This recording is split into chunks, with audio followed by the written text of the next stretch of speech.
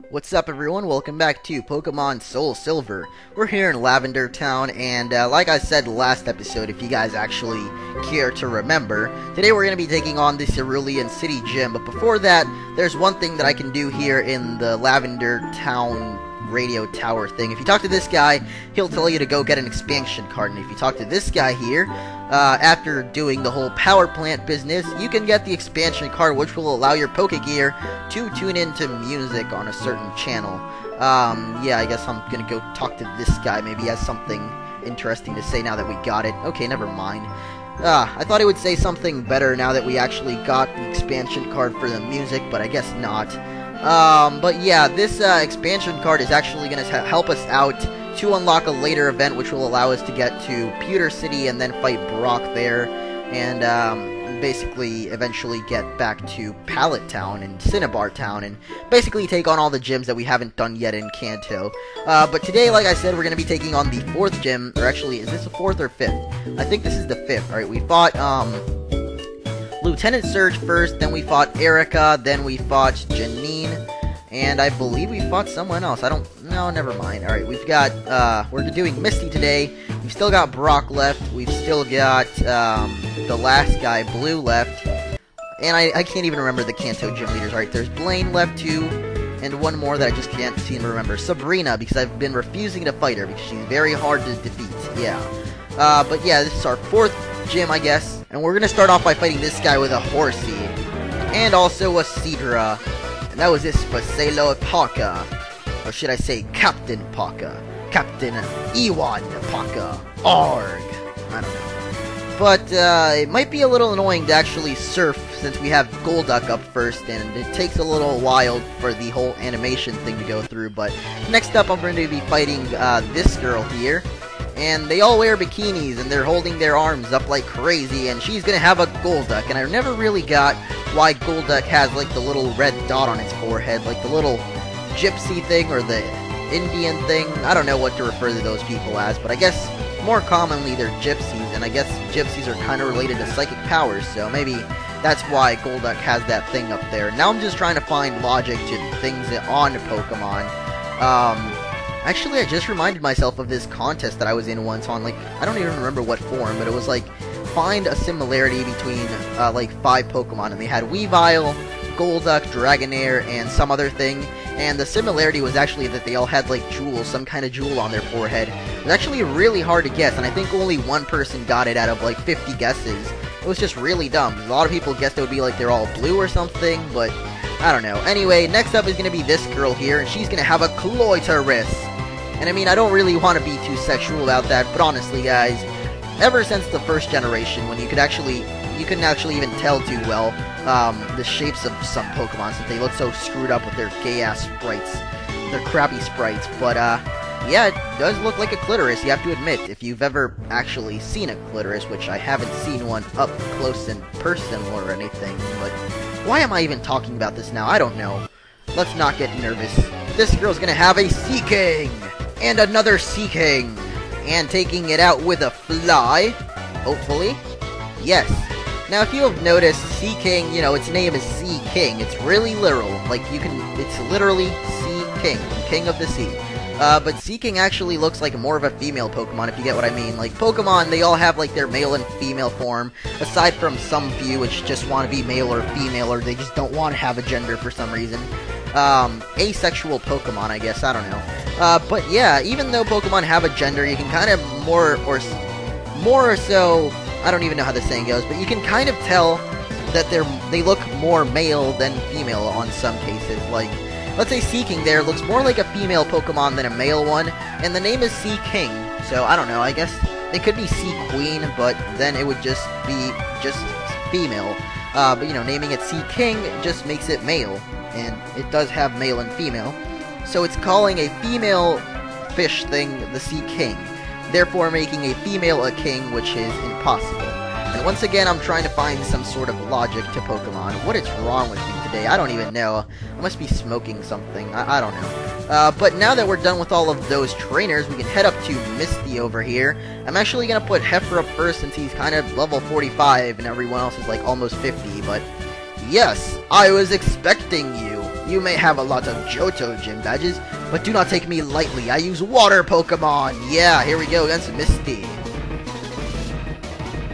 She holds a fake gun to her head and jumps up and down like crazy. And she's going to start off with her Golduck. I'm going to go off with Heifer. This Golduck here is going to have Water Pulse, Disable, Psychic, and Psych Up. And I'm actually going to go for Strength because I've noticed, even though I do have like max happiness on this Tauros, I've actually gone and checked it at the Goldenrod City. There's a guy that tells you how much happiness your Pokemon has, and I'm pretty sure my Heifer here is at max happiness, so I don't even know why, but Return or Strength still does more damage than Return. Now there it went for its Water Pulse, and what I was hoping wouldn't happen, which would be me getting confused, of course it does happen. I love this game's, like, you know, luck part, I guess, I don't know. And there it goes for Disable. That is just great. This thing usually likes to try to confuse you and then disable. I mean, the Psych Up doesn't really have, like, the times I fought him, it doesn't really ever come into play. I mean, if you have something that's not weak to water, it usually just goes for Water Pulse. Occasionally the Psychic, but mostly it just goes for Water Pulse and Disable, I don't know. But there we go, luck is definitely not on my side on this battle. I mean, I already got confused, and I just got disabled, and I realized it would be a lot easier just to use Hidden Power Electric on this whole gym and just sweep the whole thing. But I don't know, I guess I want Heifer to gain some levels out of this or something. I don't even know what I'm going for here. It's definitely about to take me out with a Water Pulse though, so Heifer was just completely wasted, and therefore a bunch of time was also just wasted. But I really don't care too much about that. You know what, let me just go for Seaman. This is just going to be annoying if I don't. So I guess, Seaman, you're about to sweep through this whole gym, hopefully. I'm not sure if you'll be able to, but hopefully you will. Starting off with this Golduck, you can just take care of that. Except for one Pokemon, which I think she's about to be up. She's about to go for it. Quagsire. It is half ground type, so I cannot take it out with just Hidden Power Electric. I'm actually going to go for Batwing here, and just throw a couple of flies at it, hopefully get it to use its full restore there, and then not be able to use it on her stronger Pokemon later on, yeah. And after a couple of flies and also getting confused by Water Pulse, I was able to take out Quagsire. It actually went for a Rain Dance, which is now going to boost up the water attacks of her next two Pokemon, so that might be a little annoying, but at least, oh wait, the rain stopped, awesome. Alright, this is actually, I think the tables may have just turned. I mean, Batwink actually did a pretty good job. It did get hit by Confusion a couple of times, and, you know, Water Pulse kind of raped it up the butt, but it was still able to take out that Quagsire, and also, you know, Rain Dance is now up, so it doesn't power up this Lapras, and now, Quagsire there had Water Pulse, Amnesia, Rain Dance, and Earthquake, so usually just sets up with Rain Dance and then maybe Amnesia, but usually it just tries to go for Water Pulse and Earthquake after setting up the Rain Dance. Now her Lapras here is going to have Ice Beam, Water Pulse, Sing, and Body Slam.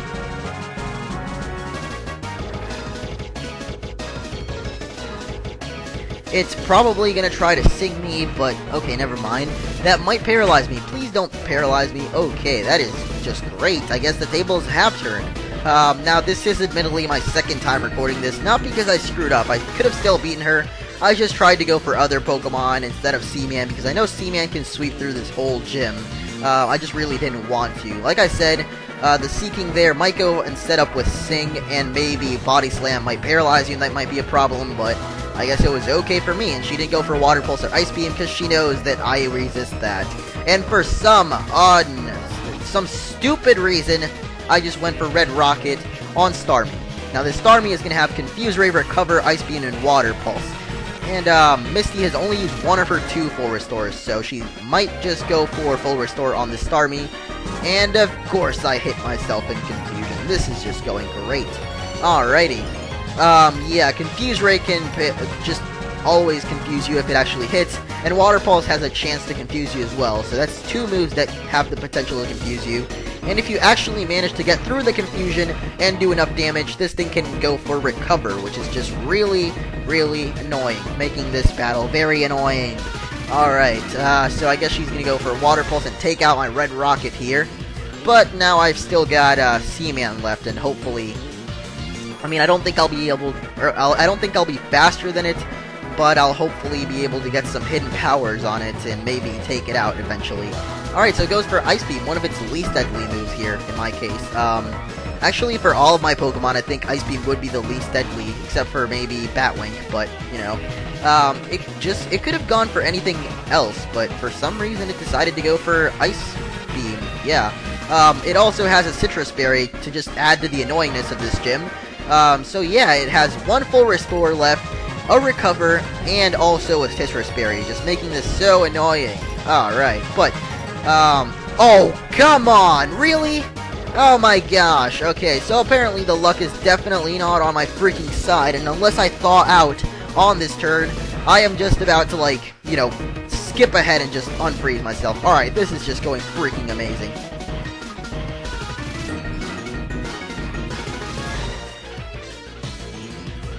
I don't know why I just skipped that, but I'm definitely keeping that in. Oh my god. Wow. Okay. Oh, wow. I don't know. I'm just really...